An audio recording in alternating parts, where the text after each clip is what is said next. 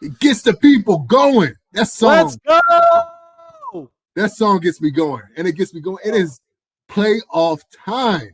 It's playoff. So let's share a little bit of inside how the sausage is made with the Pod Me Up show. We're dumb, but we actually put some thought into this. We did. And we sampled how many different music beds when it came to the open. Like we've gone through an extensive. We've gone through it, quite a few songs. We're like Prestige Worldwide. Like we're in the lab. We're concocting things. Now all we need is investors, possibly you. That's where we're at with it. But yeah, but it's playoff time, man. It's exciting times right now, man. It could be a lot different right now had one of our teams not made the playoffs. But this is could be very different. Perfect. It is perfect. I'm seeing photos of Browns fans already now on Friday. It's probably 10:30, 11:30 maybe in Houston, and they've taken over sports bars all over Houston. I'm so upset that I'm not there because like Browns playoff games come less frequently than leap year. So I have to like eclipses come more frequently than Browns playoff games. So I have to like lean all the way in when I know we're going to talk to your buddy Max Starks later. Yep. And I'm excited about that. The Maximus Starks. There he is. Yeah. Look at that guy. Look at that beautiful face. We're going to share that conversation that we had with Max. But I'm just so pumped. And I did you a solid earlier. So now I'm going to pay off on my teas and I'm going to do me a solid. Oh my God. What is this? Oh, you know what it is. No, I don't. I have no idea what this is. Oh my God. That's scary. That face is so terrifying. Here we go again. Dude. That is gross.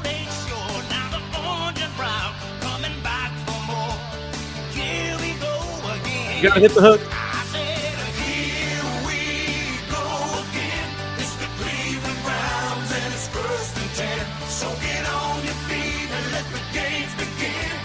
Come on.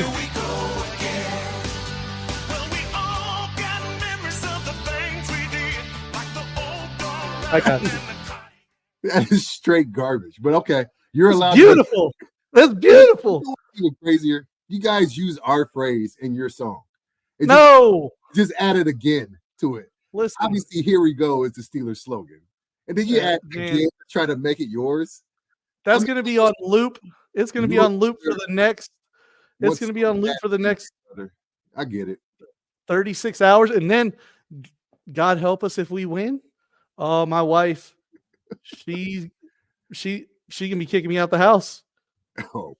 My daughter runs down the steps. She's like, "No, not here we go again." But you deserve it, man. You know what? This is a rare moment in time for you. That face is absolutely terrifying. That's how I walk around all weekend long for Browns games. I just got that look on my face, like. And if there's like celebratory loving time, I just look at my wife. I don't know what that face says. Actually, I don't know if he's happy, if he's sad. If he's excited. That face says you're S out of luck with me. You get none. He looks so confused. But you know what? You can have that because you know what? My man Max is on board. But before we get to him and all of his many hats that he wears, because the dude hosts so many different shows, but his main all over the place gig is the Steelers sideline, just giving back to the team that gave so much to him. But like Max, I love food. And along with my excitement for NFL playoffs, it's NFL playoff food that I'm geeked about. I make the meanest buffalo chicken sliders, the meanest nacho dip, and I make a pretty mean beer bratwurst. all of that's on the menu this weekend. And it's Beer bratwurst. Beer bratwurst. Oh. What did you think I said? Beer. Beer Bratwurst. No, beer bratwurst. I soak it in some Yingling, some Rolling Rock. Got to keep it cheddar brats or regular beer brats. Okay.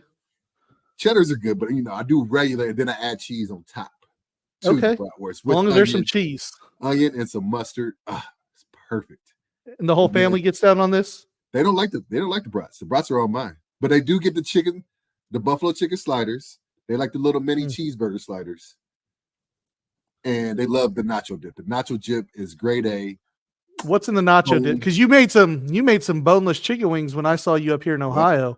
And like the next day, my wife sent me out to the store to get the ingredients to make that, and we did, and it was phenomenal. Yeah, that is my secret recipe. I didn't tell her. It involves pickle juice, some buttermilk, and there's this special breading from Chicken Bam Bam. I think that's the name of the company. Something Bam Bam, yeah. That sets it all off. But I'm just as hyped for the food as I am for the game. I've been working out hard this week. I played about 5 hours of tennis, got on the Peloton bike. I'm burning up calories to have a deficit after stuffing my face with all this fried food this weekend. So what's in the nachos?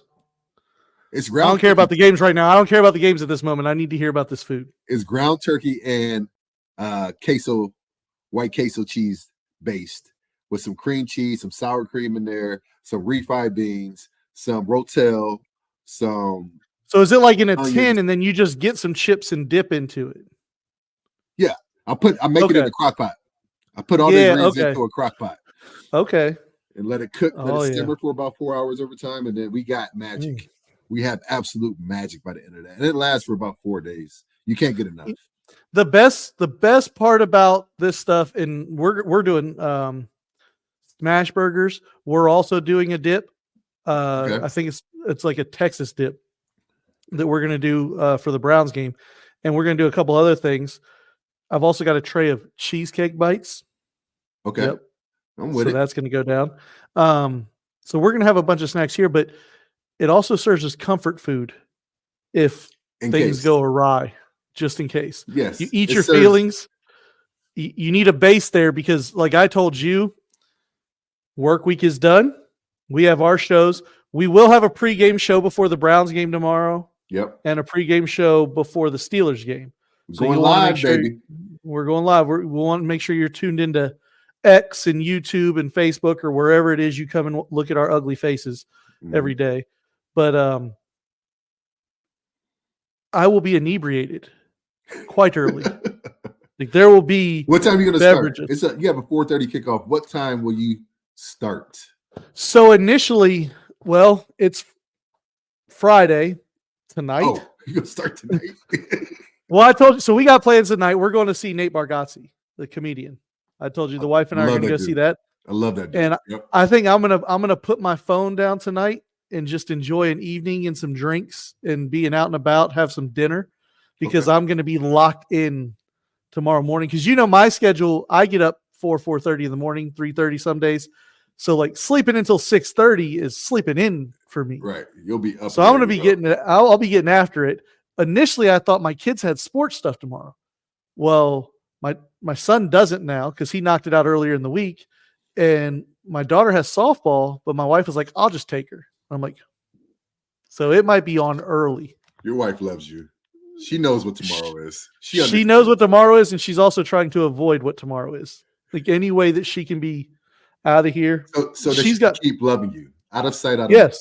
Yes. She's got this bingo game that she made where like you're playing bingo by what I'm doing during the game. So like every time I yell or throw something or say let's go or whatever, she marks a square. So she's got bingo cards made up. I think maybe a couple of her friends might come over too, so they can just look at us acting a fool.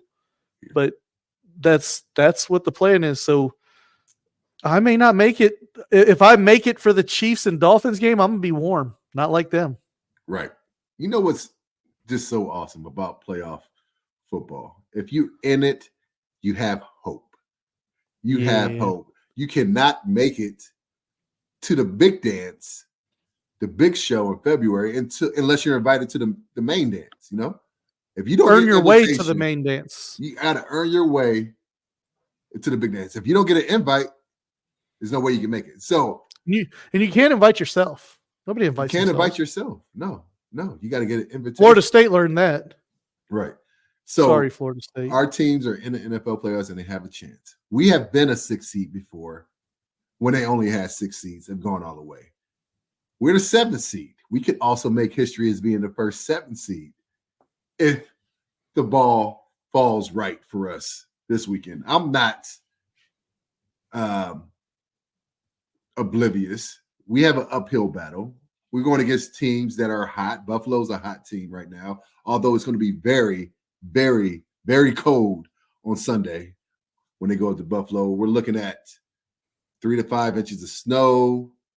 We're looking at 40 to 50 mile per hour winds, but don't let me tell it. Our local resident meteorologist and also civil engineer, plus the man with many hats, Max Starks, came and let us know exactly how he expects things to go down in Buffalo with the Steelers. Cool. All right, Rody. I've been waiting for this all my life.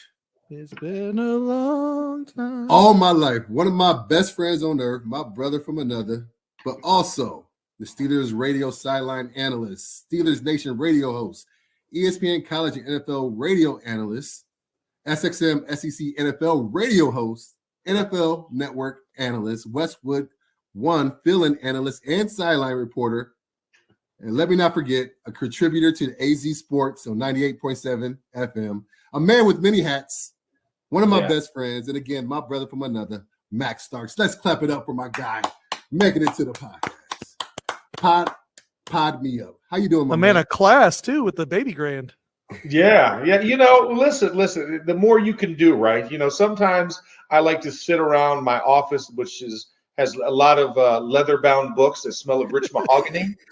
And then I also key a couple of proses while I listen to the baby grand. Yes. In my beautiful wears many hats. Can do it all. He even likes the symphony.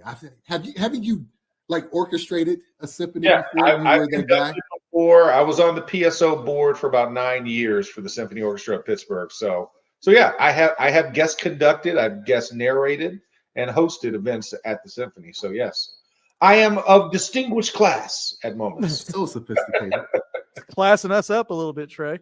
Dude, he doesn't some class to the program. He did. He doesn't eat chicken wings. He eats chicken. He just eats the chicken breast. He doesn't like chicken with bones in it. I like how we go from one episode of me talking about Mr. Harbaugh screaming at Mrs. Harbaugh during passionate time to Max Starks coming on with us telling us about conducting symphonies. We're all over the place. We're hitting all the buttons. We are. Hey, thanks for hanging out, Max. My chicken tender top 10. So full disclosure, that what he's referencing, that was a top 10 list he made for me for Secret Santa one year about my phrases I've said in the O-line room, pretty much degrading rookies for the most part. No, one of his many talents is that Max was a master of dad jokes before he became a dad. And so every year he would say a joke that would be so bad it was good. And so we would laugh because it was horrible, but I would secretly write it down in my notebook, only to compile a David Letterman's top 10 list during Christmas. And we would go down Max's top 10 jokes of the season. They were Max, you got kids now? Yes, I have kids now. So dad jokes are appropriate, but so you're like terrible. You were your children were born and you're looking at them, rocking in bed, and I've been training for this moment for all my life. And you just give Trey's top 10 list of dad jokes. I'm hanging in your room when you get older, kids, just so you can know the dedication and sacrifice that daddy put in to be said daddy. There you go. Trey, I want to talk about food. Yeah, of course. And college football with Max. But before that, let's start with the weekend's game. Sunday, Steelers game. Weather nasty. Yeah. Does that help Buffalo more or the Steelers? I think it helps the Steelers more. You look at the weapons that Buffalo has on the outside and how Josh Allen likes to utilize Stephon Diggs, Gabe Davis, right? Both of those tight ends, which I still think will be a big factor in that short to intermediate game to kind of loosen up the box defensively. So Kincaid's been playing amazing this year. Dawson Knox, already a known commodity. But you have two threatening tight ends. They like to run a lot of 12 personnel to run. But I honestly think this game is going to be who has the better running game. Because both teams like to establish the line of scrimmage. Both of them like to play in big personnel. We do our fair share of 12 and 13 personnel, 2 and 3 tight end sets. They do their fair share of 2 and 3 tight end sets by also bringing in an extra offensive lineman in a lot of their sets. So, who can establish James Cook and Josh Allen versus Jalen Warren and Najee Harris? Which tandem gets going more often? Especially, you were talking about the weather. I actually was on the phone with my boss talking about this. Wind gusts are supposed to get up to 50 miles an hour at the stadium. And as you know, Highmark Stadium is built into the ground. So everything comes in at ground level and then swoops down into like a pit and comes back up. Whereas most stadiums are built vertically, so you lose a little bit with the stadium structure. This one, no. It's like going into the pit at Sparta. Like it just goes down and it's a black hole and then comes back up again. So, and we're expecting more precipitation, 80% chance of precipitation as it stands right now, which means 3 to 5 plus inches of snowfall during the football game. So it's going to be a nasty environment. Think about that divisional game last year between Cincy and Buffalo, where you're going to see visible snow on the field, probably having to clear the lines to get through this game. So it's really going to come down to which Josh Allen is coming in, the one that has the fumble issues, that might throw an errant pass that becomes an interception, like he had 3 turnovers last week, or is this going to be the highly efficient, we're going to run the ball, and I'm going to be very point accurate Josh Allen for their game. And then for the Steelers, much of the same, right? The last 3 weeks we've seen Mason Rudolph, high efficiency, no turnovers, and a solid run game, or are we going to try and get into an aerial battle because we get down early, and then now Mason's throwing 50 passes again like he did against Detroit, which was his previous start back in 2021. So I really like this kind of trench style, physical upfront game because it lends itself to the Steelers. Steelers have been in 11 one-score games this season, and we're 9-2. So I love it if it stays tight because the Steelers have a propensity for pulling it out more often than not. Whereas you look at Buffalo, they're 5-4 in those type of games. Nice.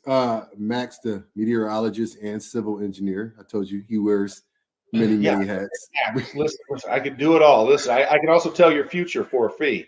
I got a up later. Don't worry about it. Maximus, when you look at this defense, I know early on a lot of the troubles that Buffalo was having before they pulled off 5 or 6 wins in a row, they wanted to point the finger at the fact that the defense had a lot of injuries, but they still rank up there in the top 5 in yards and points given up.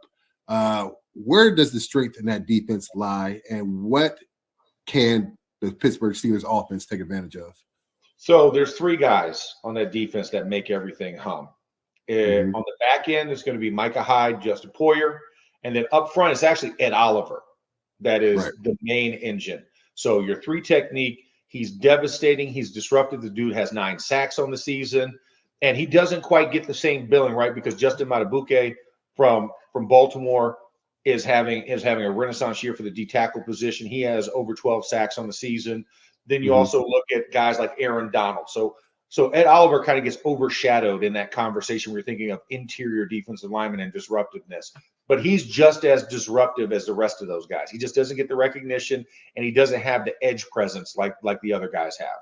So with the missing of Von Miller, that brings a lot of cachet and interest on the interior between him and Daquan Jones.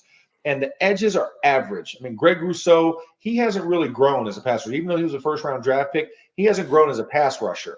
A.J. Epinesa is a guy that's up and coming. He's physical at the point, but he's light. So a lot of the attention gets focused on those 2 D tackles, and they make a lot of things happen for that defense, which frees up the fact that you don't have no more Matt Milano, who was sideline to sideline. I called him the compass. Wherever direction you were, he was too. Absolutely. And you don't have him. So you have Trimble, who's okay and works well off of double teams and being able to shed those. And because of Ed Oliver, Daquan Jones, allows to free him up to make tackles, but he's a liability when it comes to some of the coverage things. So those are really the three guys: Ed Oliver at the point, and then Hyde and Poyer on the back end. That's the holy trinity of that defense and why they're so good up the middle. Max Starks with me and Trey here today, getting ready to head to the Steelers game with the Bills for the playoffs. Max, a couple, I think, surprise guys I think could be differences in the game for the Steelers. Pat Freiermuth, because of the weather, I think he will need to have a decent role in the passing game. And then for the Bills, it's James Cook. That team and that offense has never been better than what we saw against Dallas when they actually went run the ball first and were more balanced offense. Of those two, which is more important to the team's success? James Cook is definitely pivotal for Buffalo, just because that's the only way you win the line of scrimmage. And when you're referencing that Dallas game, you're also referencing the last 5 games. This team has dominated time of possession, and you don't dominate time of possession in a passing game. It's built through the run, and they've averaged, I want to say, just north of 32, if not 33 minutes time of possession, which gives you the victory, right? Whoever holds the ball longer normally wins the game. So James Cook is pivotal in that. I think for Pat Freiermuth is important, but he's going to be more important as a blocker rather than a catcher. Now, he's going to relieve the box a little bit. If you could throw some pop passes to him, you can get a couple of flare routes to him, because there are some interesting concepts that we run in our run game where he kind of pops. And if you can play action them when they're sucked in the box, 8, 9 guys, and that edge guy decides for one time, no, I'm just going to run down the run, and Pat Freiermuth sitting wide open in the flat, that's when he's going to be deadly. But I think that's a 2 to 3 time type of situation for him, as opposed to that Cincinnati game where he had 9 catches for like 126 yards going up the seam. And I think Cincinnati's still trying to find him up the seam. Because we haven't seen it since. Yeah, we haven't seen it since. So I think that's where you kind of have to look at it. But he's going to have to be effective in the run blocking game. He's going to be point of attack. He's going to be backside. Connor Hayward's our move guy for all intents and purposes. So he'll be more stationary and have to work on double teams with guys. Along those lines, Maximus, I think a lot of fans see big guys get really excited when the game is going to be played in the trenches, when there is weather involved. It's either rain or it's snow, and you know that it's going to be a running type game. Us big men get excited, but I don't think fans understand exactly why it's an advantage for us offensive linemen when you get to play in the elements. Why is that? Because we get to go forward, Trey. Right. 2005 Chicago, second quarter, right? Hey, gravity. Right. Yeah, exactly. We get to go for it, and then we watched our what I like to affectionately call our 7th offensive line, which was Jerome Bettis. You got to see him going down the sidelines when he break runs on 36 and 37 double. You would see him on the counter game when Alan Faneca pulled around the edge and Dan Kreider's kicking out the linebacker, how that just creates a momentum, and you start to see a defense literally on their heels. Yeah. There's no better feeling. There's no better feeling in the world than that, right? No better feeling. That's why you relish in the snow, and that's why I love snow. I don't love cold, and I'll explain the difference. Cold is that Cleveland game in 2009, I believe it was, where it was Thursday night. Yep. Degrees, and you're like, I can't touch the ground. But snow, that means it's warmer. That means it's warm enough that we still have precipitation, but it's also warm enough that you can kind of clear it away. It's not like constant rain. Like I had that constant rain in Baltimore last week, and it was just miserable because it was frigid. It wasn't cold enough to snow, and it was just torrential with the wind. That's miserable. And that's what the same thing is with really bitterly cold weather with no snow and nothing in the sky, because the sky almost feels still. It feels like you're cutting through glass blocks when you're running in that type of weather. Snow, it's loose. You feel almost a sense, I hate to say this, but a sense of warmth because you have snowflakes, you have the actual snow melting. And that also means fun because the footing for those guys that are really, really fast off the edge, Oh yeah. They don't become They got to fast. take an extra step. They got to take They an gotta extra take step. an extra step. They got And to be a little bit more wider based. Yeah. wider base, choppy steps. Whereas Mhm. guys who are like long striders, like I remember when we played in that post Sandy hurricane type game where we decided we wanted to reside the field, and then it Oh, became lawn darts in the punt game. But Jason Taylor was neutralized, right? Because the field conditions, his cleats couldn't grab. Same thing when you get to this weather in Buffalo, your cleats don't grab because you're having to dig through snow and snow packs down and crunches, but it never gets away. And so you never really get all your spikes in the ground. So it's fun to go forward than to go backwards. And it's a lot easier to post and stabilize yourself going forward. And that defensive lineman does not like that because he can't anchor. He right. can't sit down. You know, defenses, especially on double teams, they want to anchor and split. They can't anchor and split. They got to slide and try and move or try and get skinny real quick. And if you reduce that surface area and you're off balance, you can't make a tackle cleanly. And Najee Harris is a guy that does not go down easily with just some ankle tackles. Well, let's hope Najee has a game like Le'Veon did a couple of years up in Buffalo Oh, when he had the snow tires on, ran for 230, three yeah, touchdowns. and was knocking dudes over like a bowling ball down the alley. You know, Right. I mean, he was knocking dudes over. Yeah, I actually watched that game to get me motivated for the weather, but for different reasons because I might actually have to be stationary in the cold versus running and hitting people and having Right. fun. You can just run around and run into TV crew members and Yeah, they're all down exactly. Go find like the little moving camera car. My guy Yeah. Keith, who actually works for CBS's, since it'll be the A crew, he's actually running our sideline camera. So I'll say, Keith, time out. Need to do some drills. Max with me and Trey today. Max, last Steelers question about the Steelers Buffalo game this weekend. The Steelers defense gives up a lot of yards, but they tighten up in the red zone, and Josh Allen turns the ball over. What's the number that the defense has to keep Buffalo under for the Steelers to have a chance to win this game? Under 24. Okay. I think that's the magic number for them because I think with that 24, I think they're going to drive. They're going to have opportunities. I think James Cook is probably going to have 2 touchdowns. But it's that Stephon Diggs, Dalton Kincaid touchdowns that we have to limit. I think we can limit that to 1, and I feel like they're probably gonna kick a field goal. Then that's where we need to be because I think we can score multiple times on the ground and get some pop passes. I don't think we're gonna have a Deontay 71-yarder by any stretch, but who knows? Depending on what the wind lets up on a certain play, if George Pickens gets open, we have 2 very dynamic, long striding wide receivers. But I think if we keep them below 24, we can keep this game. I'd say, I told Trey this. I said my prediction 23-20 is what I'm looking at score-wise. Nice. That's just my initial prediction. I think that's where it wants to be, and that's that one-score gap that we talk about that the Steelers are so good at. There's no blowout, I think, on either side capable as the lines. 10.5 points is a lot. I don't understand how you get a 10.5 point spread. And that's the most of all the matchups. I'm like, did you not look at like Green Bay, Dallas? Did you not look at Tampa Bay, Philly? I'm like, there's other games where you could have picked this type of spread, and we're the only one that's in double digits.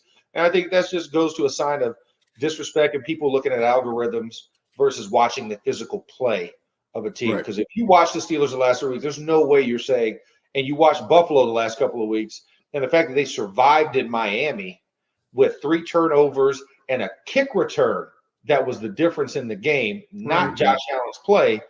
There's no way you come to a 10.5 point line unless you're just putting in statistical numbers and you're saying, oh, it's a 3rd string quarterback versus a starter who's a Pro Bowler. Like you're doing all that type of stuff. That's the only way you get to that number. Now, I want to put a bow on the playoff games because there's other stuff I wanted to talk to you about. And I do have one question for you. I got to put Trey on the spot. But before I get to that, Nick Saban retires. And I lived in Florida for quite a while. Do your Florida Gators have a chance back at relevancy again? This hard times down there, and I love it. I love every minute of it. Yeah, no, it's a little tough right now. I mean, the biggest thing is, in college football, and I mean, just like same as the NFL, right? You've got to have that top tier quarterback. And Graham Mertz did a good, admirable job, but Graham Mertz isn't that elite 5-star dual threat quarterback, which is what you need in today's college football, right? Especially in the SEC. Especially in the SEC. You got to have him. Just look at Jaden Daniels, the reigning Heisman Trophy winner, right? That's where I'm concerned, because we had that bad taste in our mouth from 2 years ago where we had the fumbled situation with the kid that's now actually, funny enough, where I live in Arizona, at Arizona State, after we fumbled that whole NIL deal. And so I think it's really scared a lot of quarterbacks off. And then you hear about Jordan Mayava, the kid from UNLV, now going to USC, was about to go to Georgia, back and forth, and then he ended up deciding to go to USC. We're never in those conversations for those elite 5-stars. And that's where I'm concerned that this might be the last year for Billy Napier if he doesn't pull some magic out of his hat, because we lost Travis Etienne's brother, Trevor Etienne, to Georgia. To Georgia, yeah. So that's where I'm like, man, this is tough sledding. Unless we get an elite defense to come in there, which we have a couple of good kids that we signed coming in, I think it might be a change. And of course, for our good buddy Darnell Stapleton, who's down there on the staff, our brother from the O-line room, State might be making the jump faster than we thought to the league. Dude, we both want that for him, man. He's a hell of a O-line coach. Yeah, he is. But I want him to train my Gators. I want him to train my baby Gators to come. You got Texas, Oklahoma coming to the SEC now. So when you were there, this was the most obnoxious thing to me when I lived in Florida. But did y'all always root for the whole conference? I'm in Columbus, Ohio, and Buckeye Nation. I took zero joy in Michigan winning a national championship. Didn't even watch it. I took all the joy, by the way.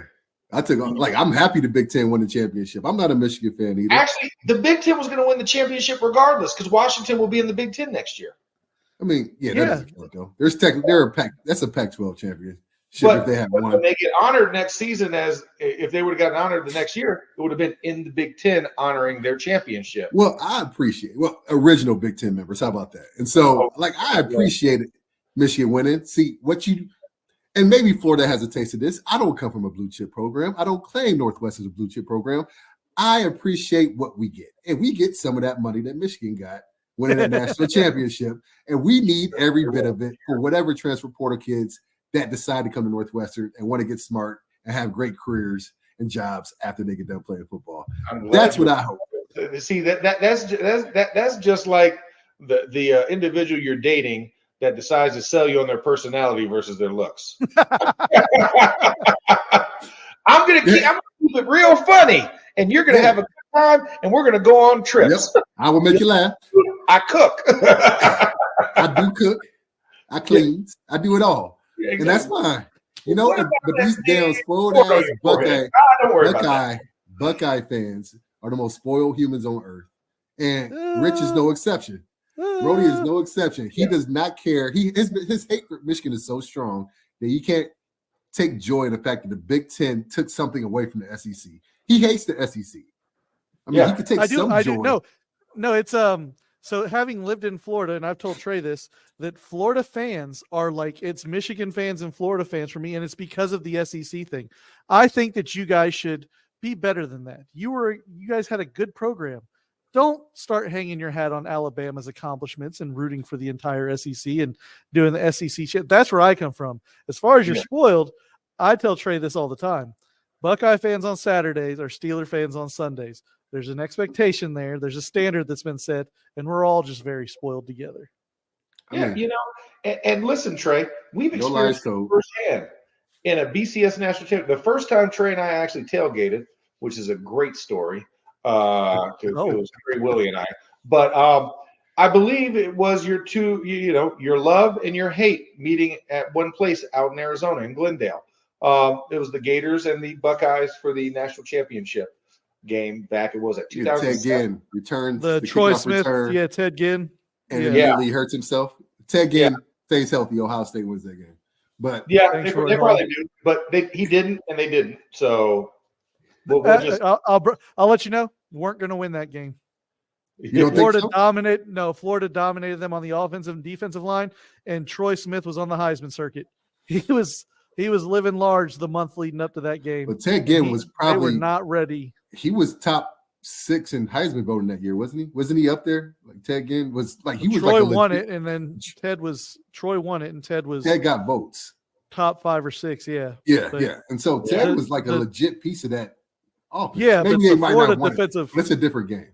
The Florida defense. It's not a 41-7 game, but right. Their offensive and defensive line just destroyed Ohio State that game. Yeah, yeah. I mean, whatever Chris Leak wanted to do, and then whatever Tim Tebow wanted to do in the red zone, it was going to happen. It was going to happen in that game.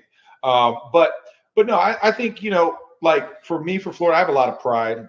I wasn't there during the I was the gap years between championships. You know what I'm saying? Like, I was there. We were good. We should have went in 2001, but we didn't. Right? Tennessee game gets moved to the end of the year. We're both tied for first in the SEC East. We lose that game by 2 points, and then we go to the Orange Bowl. And was that T. Martin? No. That was God, what's his name? Because T. Martin came right after Peyton, and it was the kid after T. Martin left. Because I came in 2000. Right. T. Martin had already left in 2000. My first year, 2000. Yeah, I can't think of his name. Actually, he was inconsequential because I don't think he made it to the league. But the defense had John Henderson, Albert Haynesworth, Will Overstreet, and a bunch of other NFL guys. So just the defense, guys. Yeah, exactly. They were the Adonis of the D line. But Florida has this weird knack where we've had that expectation. We kind of hung off of the Urban Meyer experience, and we expect everybody to be Urban Meyer after that. And we didn't really put money into our facilities. We didn't really value recruiting as a tool as much as a lot of other schools. So that's why we've fallen behind. And that's why we're trying to make up for it, right? We just put an $85 million facility in 2 years ago, trying to make everything state-of-the-art. You bring in a new coach that's making the jump from Group of 5 to Power 5. And we have dueling collectives. Finally, we have one collective. But, those are the issues. NIL. Yeah, I know. Yeah, so now, NIL. Well, NIL. We don't want to hold you for too much longer, Maximus. Thank you for your time. Yeah. But before we get out of here, okay. One of the other many hats that Max has is that he is a bacon and cheese connoisseur. Nobody knows bacon and nobody knows cheese better than Max. I learned a lot from him as a man who loves cheese. So, but to kind of bring this into focus, we're going to do a little rapid fire food thing to see which one you choose. And I'll start it out. Okay. I'll start out with something simple. And so I'm going to call this the Pleasantly Plump Chronicles. Okay. And I'm going to start it out first. Ranch or blue cheese? Blue cheese. All the way. Ranch is good for everything. Blue cheese is only meant for chicken wings and salads. Okay. All right. Team Ranch, baby. Let's go Team Ranch all day. Yes. Sir. I mean, that all purpose. It's great seasoning. I love putting it in like my little pretzel mixes that I make. I make a fire Chex mix now with ranch seasoning. It's good for carrots and celery. But when it comes to chicken wings, you can't put anything but blue cheese. You need that chunky little tip of blue cheese as you bite that drumette. Oh, you're talking about for chicken wings. Yeah, for chicken wings. Real quick, are you having buffalo wings in Buffalo? Are you going to go to the Anchor Room? Because I heard there was a boycott from Steeler Nation that we weren't to have buffalo wings. Yeah. And since you don't like bone in your wings anyway. Yeah. Even though I do, it was just a rookie thing. But let's just full disclosure here. Rookie Tony Hills, I told him, like, we have a Popeyes order. I'm like, listen, I get it. You're going to go buy chicken. You need to get chicken for the team, right? Rookies had to buy Popeyes. Popeyes. But I need chicken tenders, spicy chicken tenders. If not for the rest of the guys, for me. I'm telling you personally, as a rookie, I better have my spicy chicken tenders. He decides he's rushing. He doesn't order my tenders. Yeah. So from that led to, and he tried to hand me a box of spicy chicken. Like, here you go. I got a separate one just for you. I opened it up. I looked. I said, I'm sorry. I don't do bones in my chicken. Like, tenders are not chicken, right? Like, there's a distinction. That's why you add that word after it. So we had a conversation, and then all of this stuff ended up in the cold tub because of that infraction. And you look at me in the eye and you say, listen, this is what you get, uncultured swine. You bring my chicken. These the consequences. Words matter. Words matter. All right, I'm gonna go a little breakfast treat for you: Pop-Tarts or toaster strudel. Ooh, toaster strudel because it's crumbly. You have the little icing. You can create your The own. icing is the difference. Yeah, you don't have to deal with a pre-made, cardboard-esque type of thing that does not melt with heat. By the way, a Pop-Tart, the topping does not melt with heat. Has the inside melt and the outside doesn't. It's an anomaly and it's unfair. Plastic. Yeah, I've never thought about that. Think about that, Trey. Yeah. Dude, I love my s'mores. You know what helps? Love my s'mores Pop-Tarts. Put a little butter, just a little coat on of the butter Pop-Tart? on it, and then you put it in the microwave oven. Oh, nice and moist. I'm gonna try it. There we go. All right, Max, hard tacos or soft tacos? Soft all the way. They ain't pliable. Okay. They ain't pliable. Got to be able to roll it. You got to do that little fold, right? Your fingers kind of got to go a little crazy as you try it. A crunchy taco, if you bite it the wrong way, it disintegrates. All the innards come out, like the whole thing. Yeah, and if you even squeeze it the wrong way, then all of a sudden you got to try to hold it together and then all that fat trying to drip where the soft tortilla catches it, it comes down on your shirt, and that grease does not come out easy. By the way, it does not come out easy. A little Tide stick. Yeah, let's go. Let's go appetizer route. Let's go cheese sticks or potato skins. Oh, cheese sticks all the way, man. Cheese sticks. I told you that. But he is a bacon connoisseur too. That was actually a tough one. Because there's cheese on top of the potato skin. There's cheese and bacon on top of the potato skin with scallions and sour cream. But not all potato skins are equal. Whereas I feel like there's more standardization with the mozzarella stick. So I can predict how that mozzarella stick's going to taste versus you get by the look. Yeah, by the look of it. And that potato skin, I don't know. Because it could be hard as a rock. You're biting into it and it has a skin on it. And then the skin feels like you're ripping a paper bag with your teeth, or it could be soft and almost uncooked. So you don't know what's underneath that layer of whatever accoutrement is in the middle. So I like consistency and also cheese. And I love dipping the cheese sticks in the marinara sauce, which is underrated cheese stick, by the way. Arby's has phenomenal. Arby's is just underrated altogether. I love Arby's. Yeah. And also, I'm going to throw honorable mention White Castle. White Castle is a cheese stick as well. Nope. I can't do White Castle. Well, no. Don't eat the burger, Trey. We're not going to just the cheese stick. No, they have a cheese stick? Yeah, they have cheese sticks. Yeah. Oh, cheese sticks, not steak. Yeah, cheese sticks. No, not cheese steak. No, not the meat. Did you say steak? We don't need live all over again, okay? You said steak. Yeah, no, sticks. Last one before we let you get out of here. Me and Rody talked about this earlier. Give me your top 3 cereal milks. Ooh, man. Hold on. You can't use the chocolate cereals. We just can't use the chocolate cereal because that's just chocolate milk. So we eliminated chocolate. Yeah, no Cocoa Krispies or anything like that. Right. Cinnamon Toast Crunch first place. Of course. Yeah, that's unanimous. Yeah. Yep. Frosted Flakes, number 2 for me. Frosted Flakes.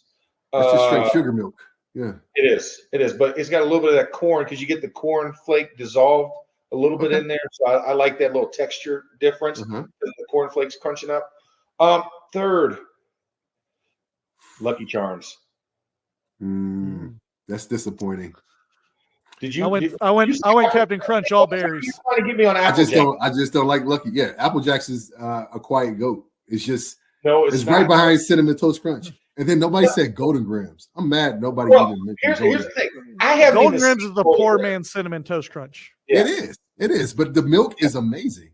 I don't know if you guys had in Pittsburgh. Did you guys have Racks? No. Or anywhere did you? It was like knockoff Arby's in Ohio. That's Golden Grams, the Cinnamon Toast Crunch. Okay. See, I would have said Rallies versus Checkers.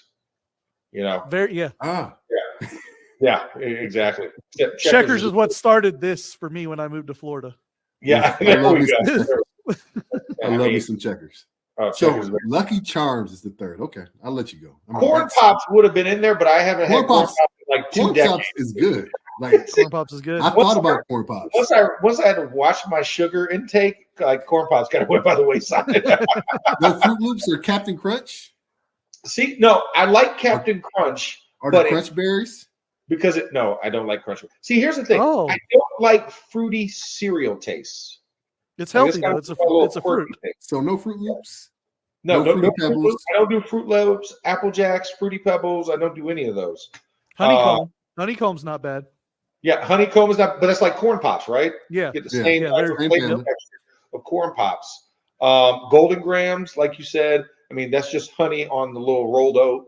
But I was a kid that liked Raisin Bran Crunch, which was kind of crazy. I love Raisin Bran Crunch. Mhm. I don't like Exactly. regular Raisin Bran, but the crunch with the Yeah, the crunch. You gotta have the little granola ball. the granola ball and the almond, the Yes. little almond piece on there. Absolutely, I'm in total agreement. But that milk We gotta- doesn't taste. Yeah. We'll pick this up after you get back from Buffalo, Max. Thanks again. Travel safe, my man, and we'll talk about it hopefully next week or in the coming weeks. That's right. Hopefully, we're talking about another playoff game, fellas. Thanks. I know, right? All right, man. Man, my guy Max can break down anything, boy. He broke down the weather. He broke down the civil engineering of the stadium. That was fun. He broke down toaster strudels. He broke down the corn that you could taste He is in the frosted flake milk. He is what I call a connoisseur. He's an aristocrat. He is an aristocrat. one of the most interesting gentlemen in the world. Oh yeah, the Dos Equis guy has nothing on Max Starks. Nothing on Maximus. No, that was fun. Glad my brother could come on and we could pod him up a little bit, man. But yeah, Max was talking about the weather in Buffalo, but that's not the only game this weekend that's going to have to be dealing with. Kansas the City's going to get it elements. worse. They're going to get it worse. -4 at kickoff. And Like that's not even the Miami- wind chill. That's just the regular temperature. Miami has looked bad. Miami has looked bad at home since Mhm. these injuries. You know, Right. Tyreek Hill's been hobbled. A-Chain, how's that speed? Is that speed going to get nullified? So before we Waddle. delve into that, what game are you most looking forward to watching outside of your own this weekend? The Detroit game. Yeah. I'm looking forward to watching not just the storyline of Stafford going back to Detroit and stuff like that, but they're almost like kindred souls to the Browns. Like we were doing it at the end of yesterday's show, and I still feel that way about us, but like the Browns and the Lions are like, look at us. Here's the fun. So you're rooting for the Lions? Just out of Yeah. a Lions-Browns Super Bowl would be a sign of the apocalypse. So that might be our last Super Bowl on earth if the Browns and the Lions make it. If the And Browns win, I'm okay with that. Max has a prepper storage area. What do you call it? What do you call it? Oh, What's he's the got like word a for it? bunker. He's Like got a a bunker. Or at least he's thinking about making. No, it. he doesn't. He He's does got not. like I don't think he 900 has one cans of officially, but Spam. he has enough weaponry that I know Oh, exactly yeah. where I'm going when the Browns in Detroit go to the Super Bowl. Apocalypse starts the exact next day because the You're world's going to about to Max's end. bunker. I'm going to Max's bunker. Me and the family are packing it up, and getting to Phoenix to get in the bunker. But the game I'm looking forward to the most is this Dallas Green Bay game because I think the last time they played each other in the playoffs was the infamous Dez Dez Bryant. caught it. Dez caught it, and he did. That rule has since been changed, and now that catch will be a catch Yeah. in today's NFL. But I'm looking forward to seeing if the Cowboys can deal with the immense pressure because this is the year that they fielded the best team. Granted, they had some really bad games against Miami and San Fran Yeah. and Buffalo. On the road, but they're at home. Those were all They're road at home. games. They're at home. So I like the Jordan Love. He has playing really well. been flown He's playing underneath the radar like these last 6 games.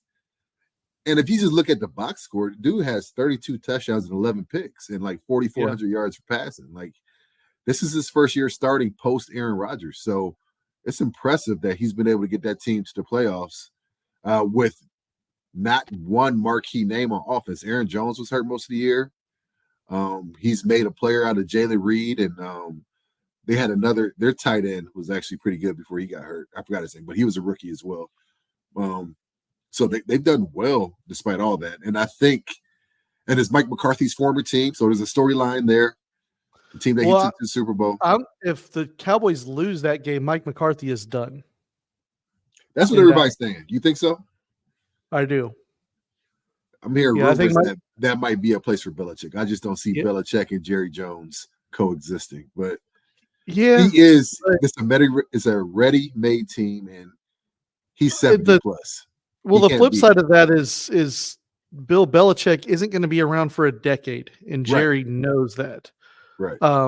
So you can bring him in for 2 years with a ready-made team to get you over that hump, just to then find your young guy and do it all over again. Because they don't need much. They got to hit this O-line because their O-line is aging and in the next draft. But that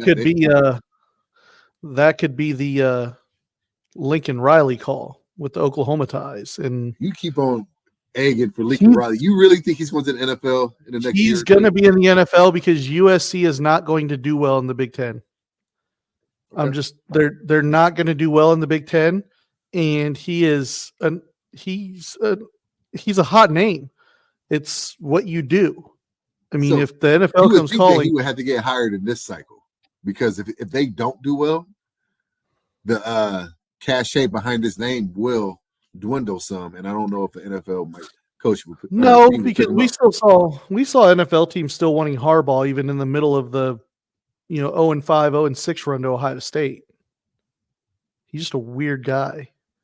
And but he also has always a place in the NFL before, so it's a little bit different with him. Well, there's always a place for a guy that they think is a quarterback whisperer too, and you know that. That's like they think that whether it's true or not is a whole different story, but that's what they think. Speaking of Cliff Kingsbury, he's a secret name that I would not mind having as OC for Pittsburgh next year, but we'll talk about that in the offseason as we. That'll be an off-season topic.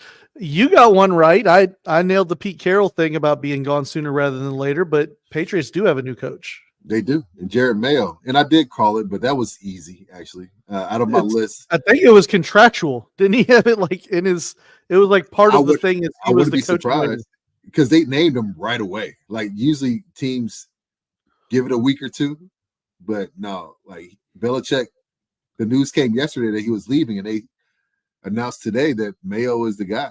And I think that's a great hire. I think by all accounts, the players love Jared Mayo on defense. They love playing for him. He's a bona fide leader, had a great career when he played for the Patriots by way of the Tennessee Volunteers.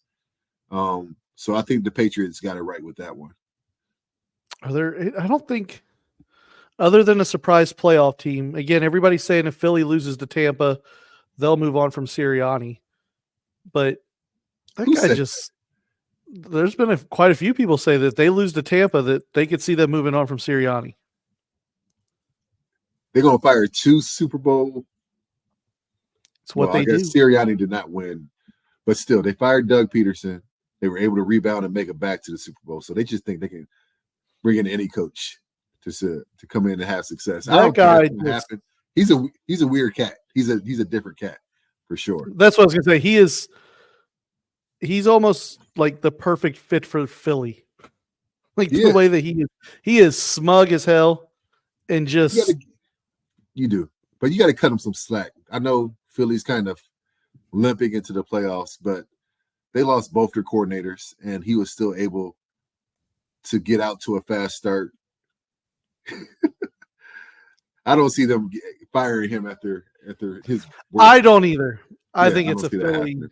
I think it's a Philly thing. But again, I'm coming from a different perspective. I was having to talk your fan base off the ledge about firing a great coach 4 weeks ago. So with that being said, certain fan bases are just different when it comes. Like the Steelers fan base, I get it. It's a playoff thing. Like there's a level of success that Steelers fans expect in the postseason. And while I don't agree with it, I understood the logic behind it. Philly fans are just illogical. They think that, remember the fan base conversation we were having yesterday about like, they think no matter what it is, it's the greatest thing ever. Uh-huh. Philly fans are like, no matter what it is, we can replace it with something better. Dude, I mean, Howie Roseman, that's their GM. He's done a great job in there. not many teams are able to miss on a first-round quarterback, have the success, go to win the Super Bowl with a backup quarterback, have to trade that guy, and then be able to rebound as quickly as they have to field another Super Bowl team with the quarterback they drafted in the second round. So a lot of credit because they've kept that O-line together. The Jason Kelsey's and Lane Johnson are the rocks for that team, and I think kind of steered a drink for them. So got to give Howie Roseman and the Eagles credit, but it would be ridiculous if they traded Sirianni. Who's the other Monday playoff game? There's two of them, right? No, it's just the one. Sunday night is Lions. Okay. Is Lions Rams. Monday night is Bucks Eagles. Okay. So let's go down the non-Steelers, non-Browns playoff games. Who do you have winning the Chiefs-Dolphins game? Chiefs. I'll go 20-10. 20-10. I got the Chiefs. How about too. you? I got the Chiefs too. I got the Chiefs winning that game. I just don't think Miami's going to bow well in that weather. Well, they kind of got a bye week. They got a bye week last week to kind of rest some guys and hit the reset button because they were kind of floundering.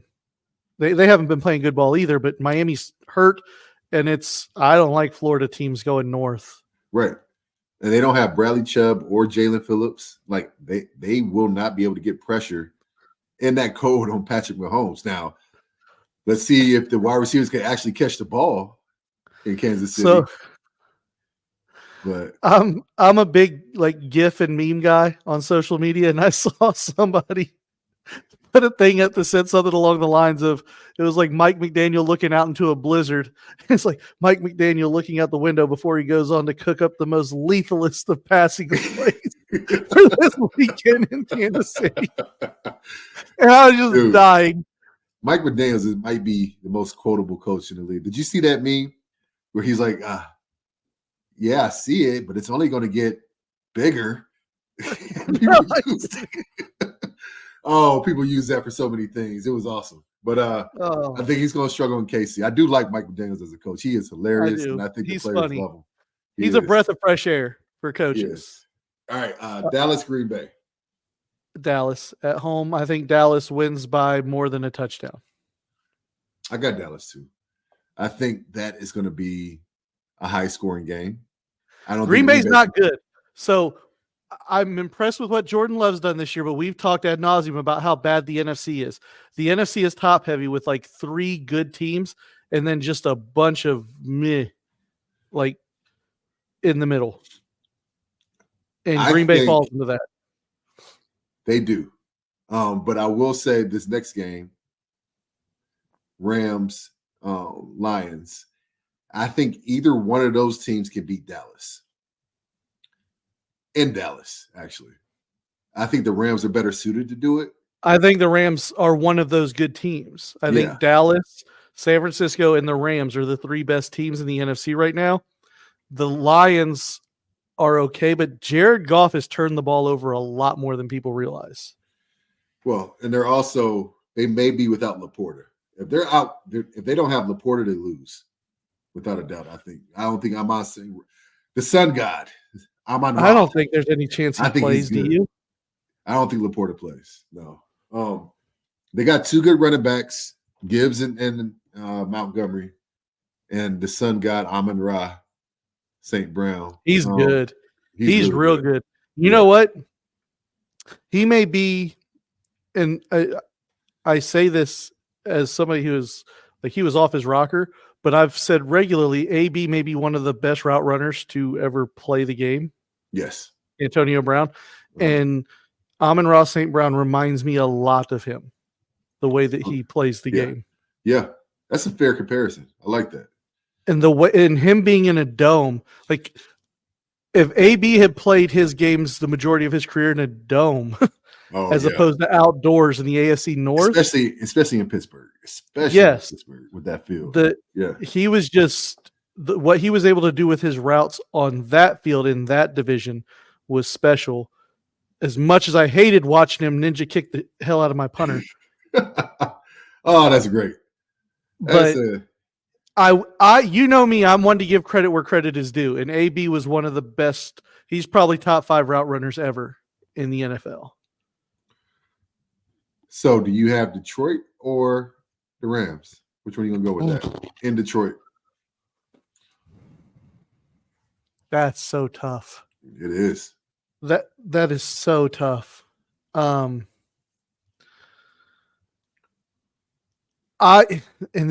think Detroit is the better team, but I don't trust Jared Goff to not put the ball on the ground a couple times, and I don't trust Dan Campbell to not lose the game right now.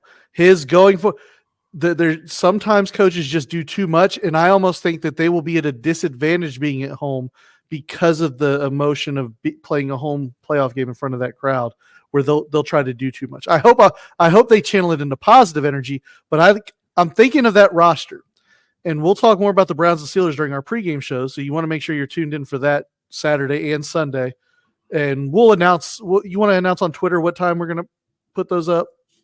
Yeah. What time we're going to go live? We'll go live for pregame. For Steeler Nation, I will go live at 3 p.m. Or no, I'm tripping. At 11 a.m. on Sunday. I will go live, giving you my preview, my keys to victory for the game against Buffalo. I think we're thinking maybe one or two before the Browns game. We'll have something up right for that pregame. So we'll go more into that, into those matchups with them. But the Browns did something interesting where they had the guys who have played in and won Super Bowls talk, because nobody's been there, right, on the Browns team. So you have to let the guys who have been there talk. It makes a difference. Experience. I'm thinking about right, and there's not a lot of them on the Browns roster, but there's a few that you can draw something, especially going against a team like Houston who has nobody who's been there before. And I'm thinking about the Lions roster, and I can't, off the top of my head, think of anybody who's been there, who's not just been to the Super Bowl, but won meaningful games, playoff games, anything like that. Well, Jared Goff. I mean, it helps that your quarterback has been there. That's what I mean, outside of him, but he's part of the problem. You don't know which one you're going to get, and it's an emotional game for him. It's not just any other game. This is the team that kicked you to the curb. And dude, so the Rams are one of those teams, like the Giants. They remind me of that's when they beat the Patriots. Yeah, they barely got into the playoffs, but they really zeroed in and drew from the experience they had from their previous Super Bowl, and they had guys on their team that had been to the promised land and taken home the trophy. They had OCU Minora, and they had Michael Strahan, they had Justin Tuck, and that D line is what led them through the.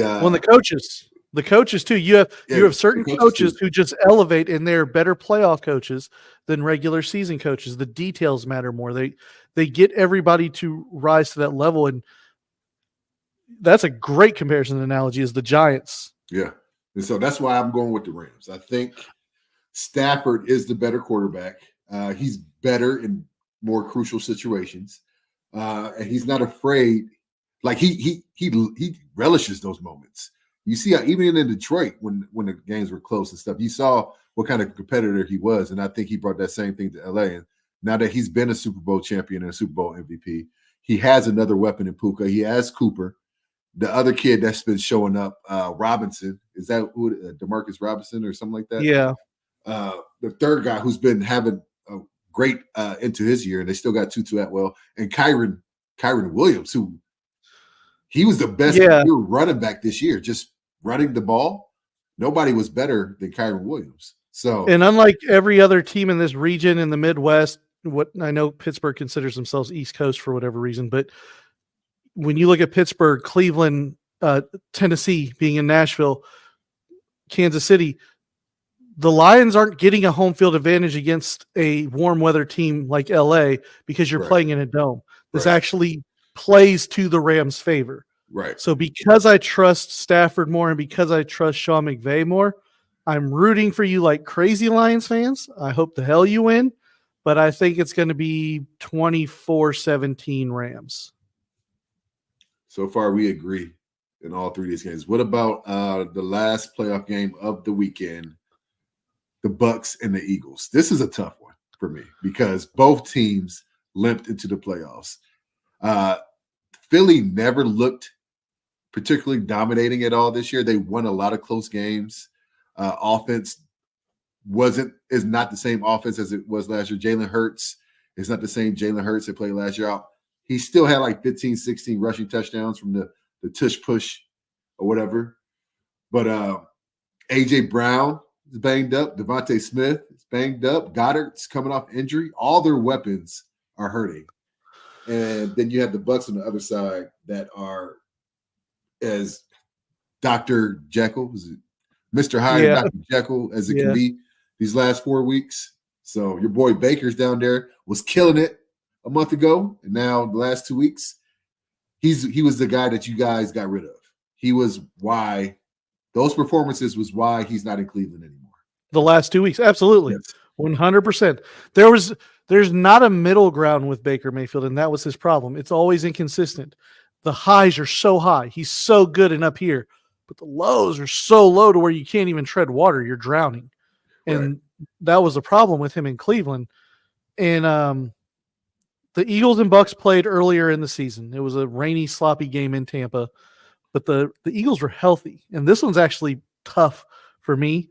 And not because of Baker, but because I think Jalen Hurts is more injured than he's let on and than people realize. And because of having a defensive coach that will lean on that, I'm going to take the Bucs in this game.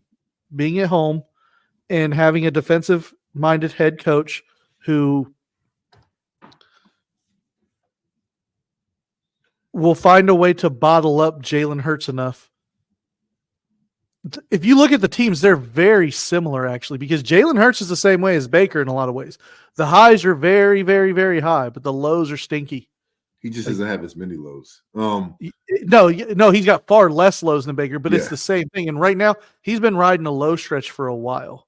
He has been. But I think this is the first one we're going to disagree on. I'm going to take Philly. But the caveat is they need at least one of their receivers healthy. I haven't heard anything about AJ or Devontae being out for this weekend, so I'm assuming they're going to play. If he has them two and Goddard, even if he's not 100%, I think he can draw on the fact that they were in the Super Bowl last year. That team has experience. That O-line has experience. That D-line has experience, and they have the best defensive line in Jalen Carter and the best rookie defensive lineman this year in football. But that defense is why they are as bad as they are, because as much talent as they have, they've been leaky as hell. And so I don't even with the healthy defense, they haven't been as good as their talent that you would think with the talent that they have. And so I'm still taking them. I think it's going to be like a 24-21 type game because I think Baker and Mike Evans are going to put up some points. Rashard White's going to score a touchdown in there. But I think Philly pulls it out at the end.